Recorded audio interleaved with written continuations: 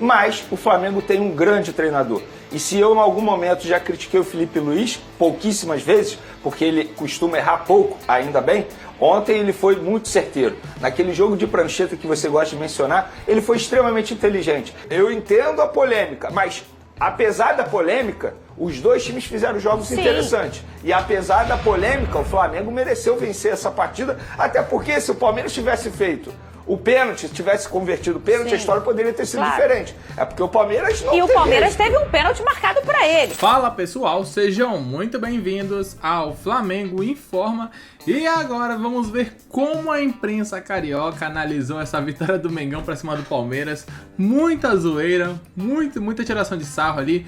Eles falaram um pouco também sobre essa polêmica, né, que tomou conta dos programas esportivos. E é isso que vamos acompanhar. A partir de agora tá bem legal a análise do Benê, da Fernanda, do Pedrosa também lá no SBT Esportes Rio.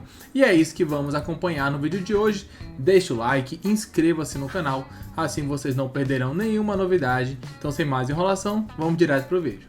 Sincero, eu confesso pra você que eu não estava tão otimista para esse duelo. Obviamente, quando eu falo isso é porque o Flamengo estava recheado de desfalques, e quando eu falo recheado de desfalques, são desfalques importantes, e o Palmeiras vive o seu melhor momento na temporada, sem sombra de dúvidas.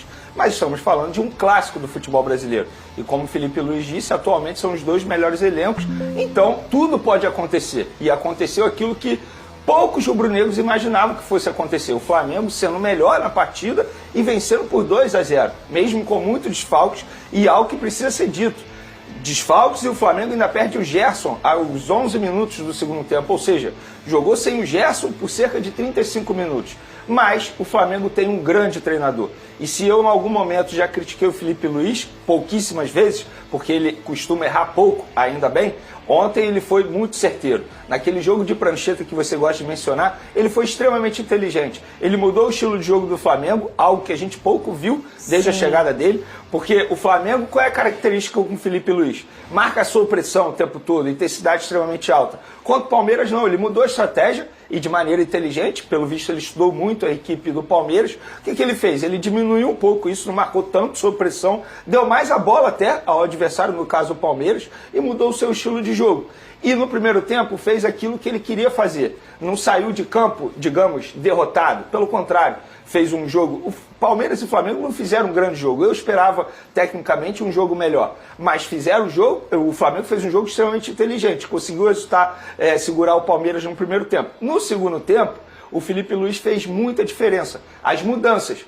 Porque no segundo gol, por exemplo, os 3 jogadores que ele colocou, Ayrton Lucas, o Wallace e Pedro, os 3 participaram da jogada. E eu acho que a tacada de mestre dele foi quando ele perde o Gerson, quando ele coloca o Danilo no campo. E muita gente imaginou que ele fosse fazer o quê? Botar o Danilo na zaga, adiantar o Léo Ortiz como primeiro volante. Não, ele botou o Varela novamente como volante, Danilo na lateral direita. E ali ele foi muito bem, porque o Varela estava fazendo uma grande partida e ajudou demais na saída de bola, na transição rápida. Inclusive no segundo gol também ele participa da jogada. Então ontem eu posso dizer que, embora o Flamengo não tenha feito um jogo brilhante, não foi aquele jogo, aquele espetáculo, mas o treinador do Flamengo, o Felipe Luiz, ele foi muito bem. Foi um dos melhores jogos do Felipe Luiz como treinador, de maneira extremamente inteligente. O resultado, muito importante. Você venceu o Palmeiras dentro da sua casa, embora o Palmeiras no Allianz Parque ainda não tenha feito gol no Campeonato Brasileiro, isso precisa ser dito, mas vencer lá é extremamente difícil. E vencer lá, além de ser difícil e recheado de desfalques,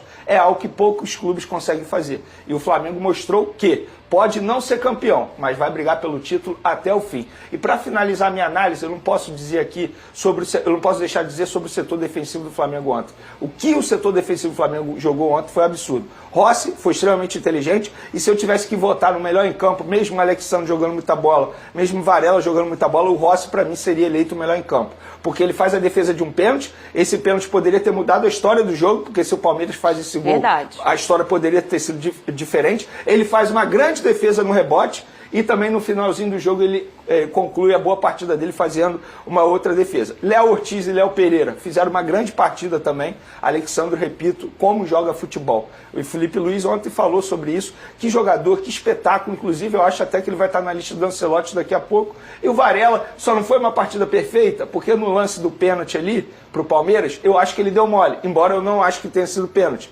Mas ele dá margem para ser pênalti, da forma que ele pula. Mas fez uma partida também brilhante. Foi importante como lateral direito, foi importante depois como volante. Então o setor defensivo do Flamengo ontem fez uma partida sublime. A gente já percebeu que o Felipe Luiz cresce quando é uma final ou um jogo importante. Vamos lembrar o jogo contra o Corinthians, que foi um dos cartões de visita ali dele, em que ele perde o Bruno Henrique e ele mexe em tudo e as estratégias dele dão certo. Aquela final, aquele momento ali bota na conta do Felipe Luiz. E ontem, que era uma final, falamos aqui, terão algumas ainda até o final, até a 38ª rodada, mas ela foi uma final sim desse Brasileirão. Só para finalizar a minha análise, que eu acabei esquecendo de mencionar, a entrada do Michael no intervalo do jogo, no lugar do Cebolinha também, mudou a partida ali, deu outra dinâmica ao setor ofensivo do Flamengo. Ô Lucas Pedrosa, vamos analisar aqui os pênaltis dessa partida. A gente tem o áudio, vamos escutar o áudio do VAR. É o pênalti que marcou para o Palmeiras e o pênalti que marcou para o Flamengo. Cadê? Pra mim o bloqueio é claro. Só tem que ver se estava dentro ou fora. Pra mim o bloqueio claro. O pé tá sobre a linha e ele tá com a mão à esquerda da linha, então ele tá fora. É só essa que a gente tem? Essa aqui é qual? É a 3. O bloqueio é claro, só achei que está fora. Esse não é o contato ainda, acho que o contato é um pouquinho antes, volta um pouquinho. O jogador tá dentro, ele quadra dentro ainda, que tem uma paralaxe aqui. Me dá outro ângulo. Ele segura o jogador, claramente, o jogador vai passar, ele não tem o que fazer.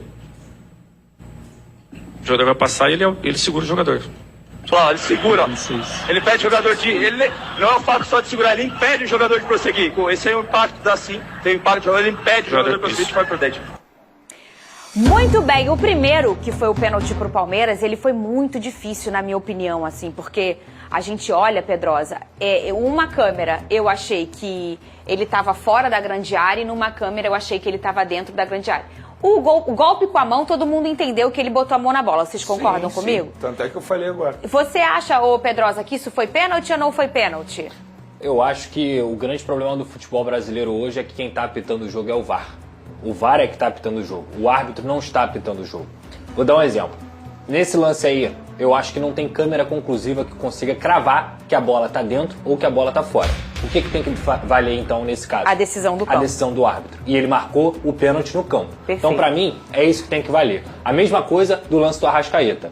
O árbitro estava perto, contato ao vivo é diferente de contato de replay, e o VAR, me corrija se eu estiver errado, tá? O VAR, ele veio para interferir em lances claros, onde o árbitro não consegue tomar uma decisão de campo e o VAR chega e fala assim, opa, aqui ó, temos uma decisão clara, estamos aqui de forma unânime praticamente na cabine, para você ver que na nossa opinião foi pênalti, ou foi gol, ou algo desse tipo.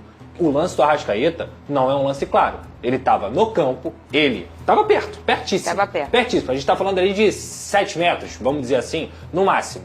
Ele tem total condição de ver o lance, ele analisou o lance e não deu pênalti.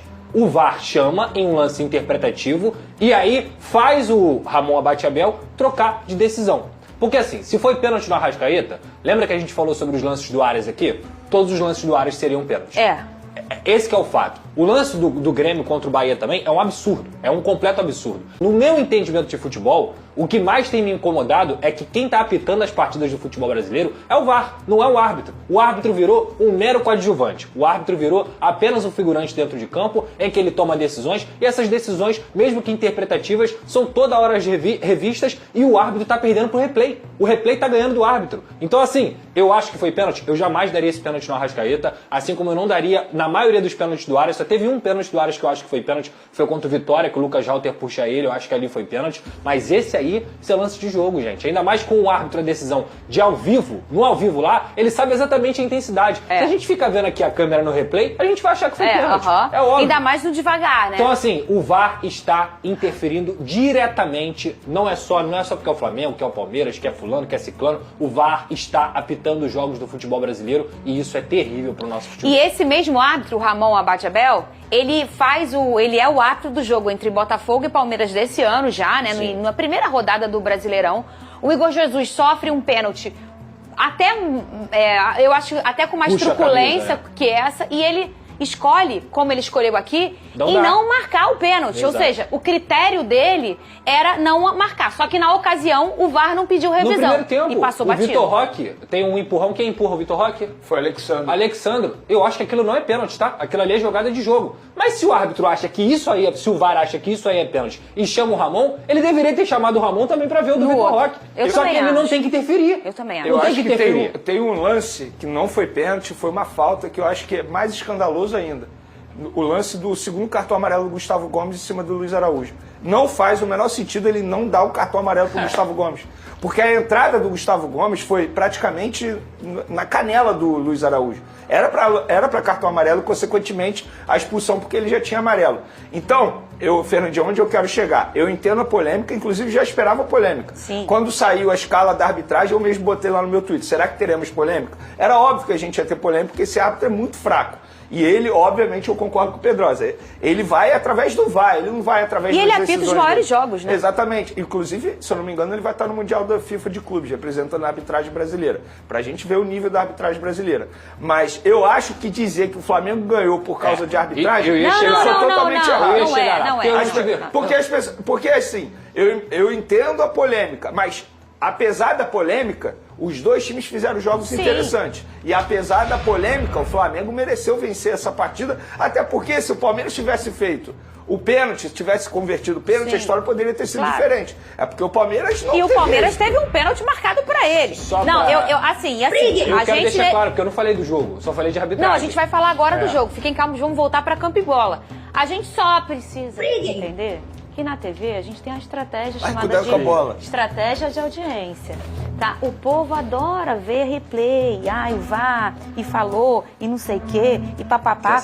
Nós subimos aí meio ponto com essa hora da polêmica, entendeu? Mas ninguém tá falando aqui que o Flamengo ganhou ou não ganhou por conta disso. Mas se pegar a ponte aérea, tem gente falando. Não, mas aqui estamos fazendo isso aqui porque faz parte do nosso jogo.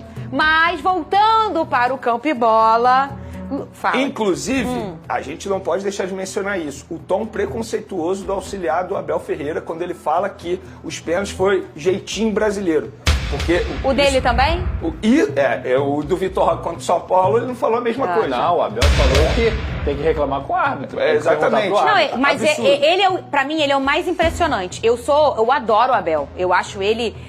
um cara que pra mim é o melhor treinador no nosso Brasil aí nos últimos anos. Ele tá sempre brigando. Ele pode não ganhar, mas ele tá sempre brigando. E ganha muito, muito mais do que perde.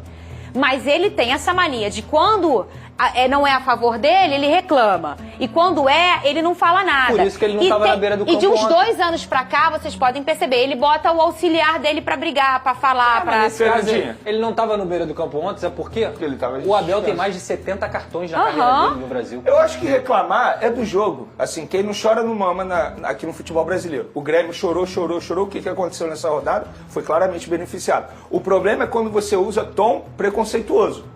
E ele usou tom preconceituoso contra nós brasileiros. E nós brasileiros não podemos aceitar isso. Sim. Jeitinho brasileiro aonde? Como assim? Como se o brasileiro fosse malandro. Tratando o brasileiro como malandro. Ele nem tem direito de falar isso. Exatamente. Se a gente quiser falar isso da gente, a gente pode. Porque nós somos brasileiros, nós temos lugar de fala. Ele não pode falar isso da gente. E não é a primeira vez. Ataque de índio, tipo de índio, como que foi que ele falou? Foi uma coisa assim. Em 2023 ele falou do sistema e o Palmeiras acabou sendo campeão. Se a gente falar que eles têm jeitinho português, eles vão gostar? Não. Então, obviamente, a gente não pode fazer isso. Então tá aí, né? Tá aí um pouco do que foi comentado, um pouco do que foi analisado. Depois eles continuaram ainda falando mais sobre esse jogo, sobre essas polêmicas. Mas, no geral, é isso mesmo. O Flamengo vence o Palmeiras, um grande resultado, claro. Agora no meio de semana vai ter o Tátira, tem o Maracanã lotado, o Flamengo vai chegar lá, deve ganhar bem do Tátira, sabe? E garantir a classificação para a próxima fase. Isso é algo muito bom, o Flamengo dá uma respirada boa antes do Super Mundial de Clubes, vai chegar bem na competição certamente. Isso é muito legal porque o Flamengo ali consegue ter um respiro, sabe? E a torcida voltar ali a olhar o Flamengo com aqueles olhos de caramba, dá pra ganhar, dá pra vencer todos os títulos. Isso foi bem importante. No final das contas o Mengão vence cola no Palmeiras, fica apenas 1 ponto de distância ali, então tem tudo pra crescer ainda mais na temporada. Daqui a pouco voltaremos com muito mais informações. Deixa o like, inscreva-se e também você pode assistir o vídeo que tá aparecendo aqui na tela. Até logo mais. Valeu!